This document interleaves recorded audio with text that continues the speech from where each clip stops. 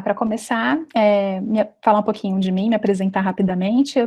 Eu sou a Marcela, atualmente eu sou Content Designer no iFood, tem 1 ano e 7 meses já que eu estou no iFood, sou formada em jornalismo, me formei já faz 10 anos, e há mais ou menos 4 anos eu consegui, enfim, eu fui migrando de área e há 4 anos eu entrei no universo aí de UX, e é uma área que eu gosto muito, que me dá, assim, muita satisfação, me dá muito prazer, eu gosto demais. Cheguei a trabalhar com outras coisas também, trabalhei com jornalismo, trabalhei com comunicação corporativa, também trabalhei um pouquinho com marketing, e eu acho que disso tudo, o que mais me deu prazer, assim, até hoje, foi realmente trabalhar com UX Writing. Eu acho que vocês também tem muita gente, né, todo mundo que está aqui hoje está interessado nessa área, algumas pessoas já devem também estar trabalhando na área, e é realmente muito satisfatório, assim, a gente conseguir criar experiências que ajudem as pessoas, né, que eu acho que essa é a principal função aí do nosso papel. Resumidamente, né, o que eu faço? Eu sou responsável pela criação de textos, né, para produtos digitais, criando toda a experiência, principalmente ao lado dos designers, e também aplicando testes e pesquisas com os usuários para validação de texto, né? Alguns desses testes a gente faz em conjunto com os designers, acompanhando eles nos testes de usabilidade mesmo, e a gente também precisa, em alguns fluxos, fazer a validação exclusiva de conteúdo, né? Então, às vezes a gente precisa fazer um teste ou uma pesquisa que seja realmente específica para validar somente o conteúdo, e aí a gente consegue tocar isso sozinho, não precisa estar acompanhando ali o designer. E aqui no cantinho eu deixei também o QR Code, quem quiser depois se conectar comigo no LinkedIn, é muito bem-vindo. Bom, e o que a gente, né, como content designers fazemos, né? A gente colabora na concepção de novas funcionalidades com os designers, os PMs e os desenvolvedores, né? Os PMs são os Product Managers, são as pessoas responsáveis ali pelo produto. Geralmente a gente cria esse grupo, assim, essa força-tarefa em todos os projetos que a gente participa. A gente tem os squads, então cada grupo de trabalho, né, tem esses papéis bem definidos, né, então sempre vai ter uma pessoa de conteúdo, sempre vai ter um designer, sempre vai ter um PM e vai ter lá os desenvolvedores também. Além disso, a gente escreve, né, de fato, os conteúdos estratégicos para esses produtos, então essa é a parte mais mão na massa, digamos assim, que é a criação mesmo desses textos. A gente também é responsável pela consistência, pelos tons e pela voz desses textos que estarão na interface, né, desse nosso produto. Então, também é um tópico muito importante que a gente, como content, assim, a gente tem que zelar por isso, principalmente a gente que está lá, né, que faz toda essa curadoria de conteúdo. E, além disso tudo, a gente também pesquisa, conversa e testa com os nossos usuários, né. Então, esse tópico é o que a gente vai realmente se aprofundar hoje, nesse bate-papo de hoje. E por que a gente fala que é importante testar, né, o conteúdo e pesquisar o conteúdo com o usuário? Porque por mais que a gente estude as boas práticas de texto para o UX, que a gente se faça cursos e tenha essa prática, esse cuidado com o texto, né, para produto, mesmo assim, às vezes acontece, né, da gente fazer alguma coisa que parece muito bom para a gente, mas que para o usuário não é tão bom assim. E a gente só vai descobrir isso quando a gente for conversar com o usuário, né, então, a gente tem todo o cuidado, é claro, com o texto, e tem a questão toda das boas práticas, que a gente, enfim, que vocês, inclusive, viram bastante essa semana aí, nas outras aulas, mas a pesquisa e a conversa ali com o usuário, ela não deixa de fazer sentido, pelo contrário, ela continua sendo muito importante mesmo assim. Aí eu trouxe essa frase do Nielsen, para quem não conhece, o Nielsen é uma referência aí na área de design, enfim, ele tem muitos livros publicados, ele realmente é um nome muito conhecido aí no design, e ele disse o seguinte, né, uma das lições mais difíceis da usabilidade é constatar que você não é o usuário final. Se você trabalha em um projeto de desenvolvimento, você é um usuário atípico por definição.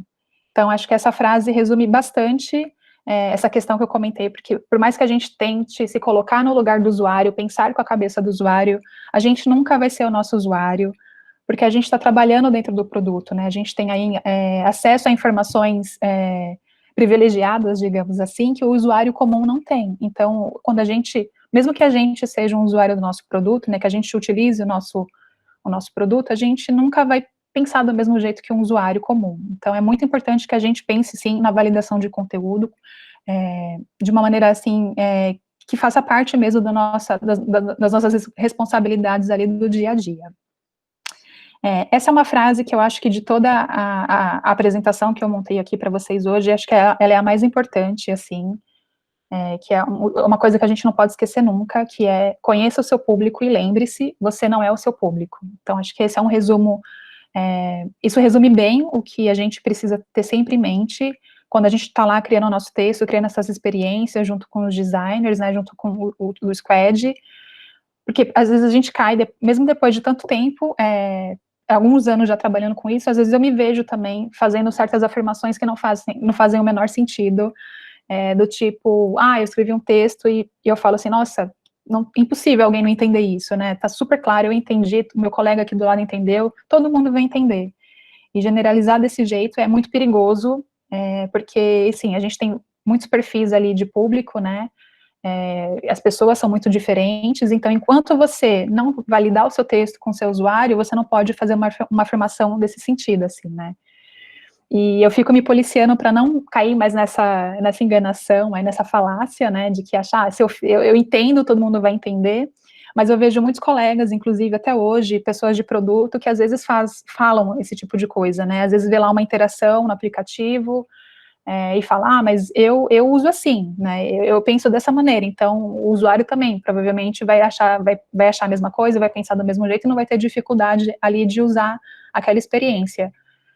Mas a gente não sabe, até a gente falar com esse usuário, até a gente testar isso, não tem como a gente afirmar isso sem conversar com o usuário. Então, essa é uma frase que eu tento sempre lembrar disso, se vocês até, enfim, tem um amigo meu que costuma falar que sempre que ele vê alguma coisa importante, ele fala que ele vai tatuar ali no braço para nunca mais esquecer. Então, acho que essa seria a frase que eu falaria para vocês tatuarem no braço aí e não esquecerem nunca. Ô, Marcela, Oi. me tira uma dúvida. O iFood, ele tem em tese, a plataforma dele é fechada, né? Assim, todo mundo, ele tem aquela cara, tem os produtos lá que você escolhe e tudo mais, e as, tem os pushings que são mandados pelo telefone e o e-mail. Então, assim, queria que você dissesse um pouco como que é esse conteúdo que você produz, assim, porque como Sim. assim, tem lá o cardápio do restaurante, então, Sim, o que sim. você escreve exatamente? Legal, eu não expliquei, né, gente? Desculpa. Na verdade, a gente tem alguns produtos dentro do iFood. O mais conhecido é o aplicativo mesmo de consumidor, que é o app que todo mundo usa para pedir ali a comida. Mas além desse app, a gente tem alguns produtos para restaurante também. Então, a gente tem duas plataformas para restaurante, um aplicativo, e tem o aplicativo do entregador. Então, dentro do iFood, a gente se divide em nessas três principais frentes de negócio. Então, tem a parte do consumidor, tem a parte de restaurante e tem a parte de logística que atende aos entregadores.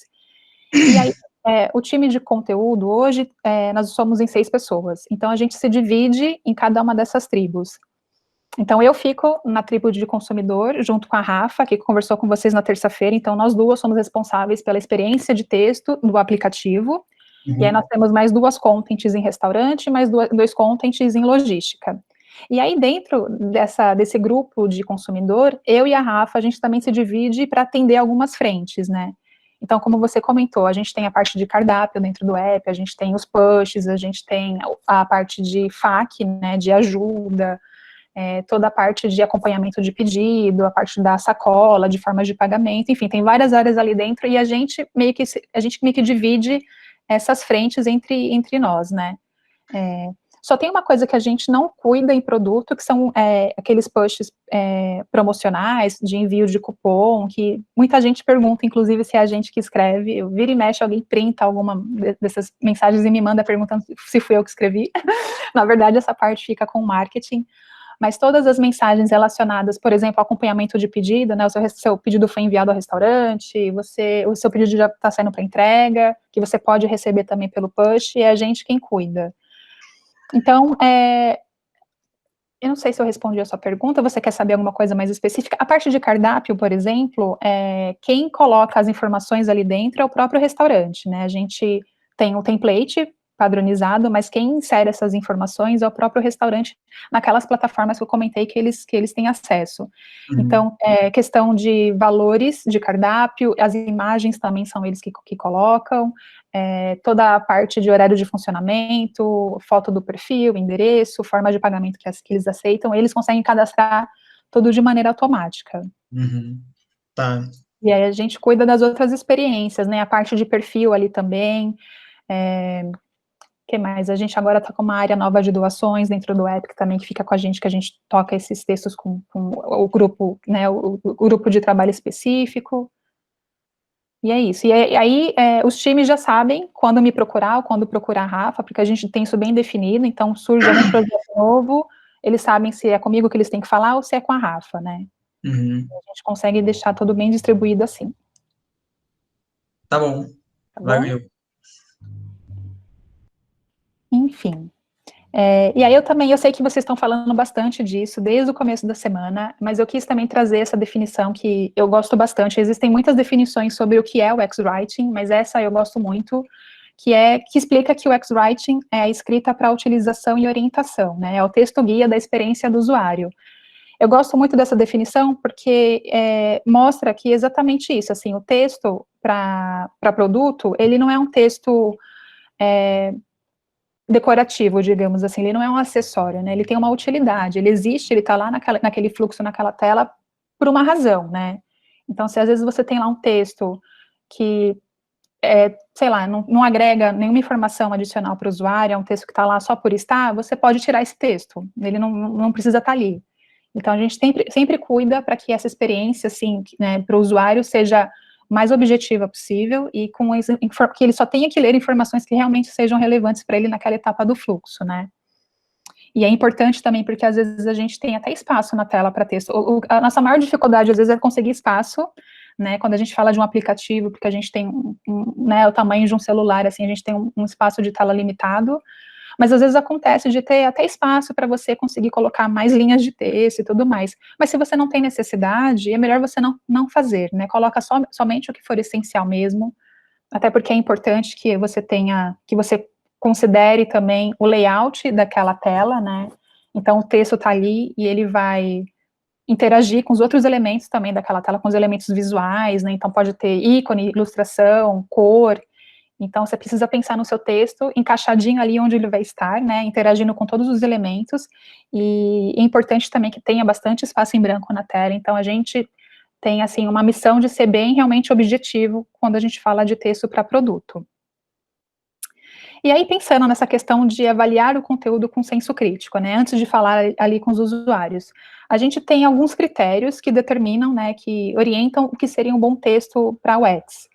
E aí eu também quis trazer aqui só para reforçar um pouco, porque eu sei que vocês já viram isso essa semana, mas um bom texto de UX é aquele que é escrito com uma linguagem simples e clara, é aquele que leva o usuário até onde ele precisa chegar, e é também aquele que oferece informação, compaixão e segurança, né? Por que segurança? Porque o usuário ele não pode ter receio ou hesitar, de repente, em clicar em algum link ou em algum botão do seu fluxo, por qualquer razão, assim, porque ele, de repente, não sabe para onde ele será direcionado, ele não sabe se, de repente, ele vai acabar fazendo alguma coisa que ele ainda não quer, né, então a gente precisa ter lá uma tela que tenha bastante informação para o usuário, que ele, quando ele tenha que clicar, tomar alguma ação ali no fluxo, ele saiba exatamente o que vai acontecer depois, né.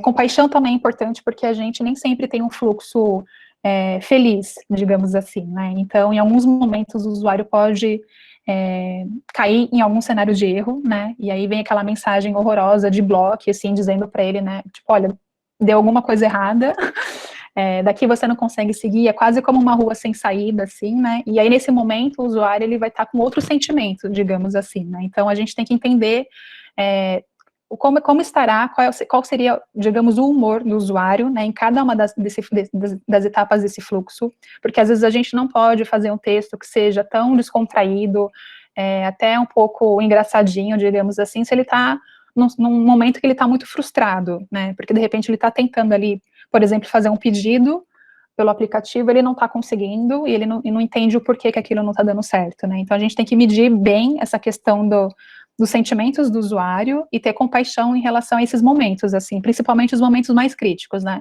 porque aí a gente recomenda que sejam textos também mais sérios, digamos assim.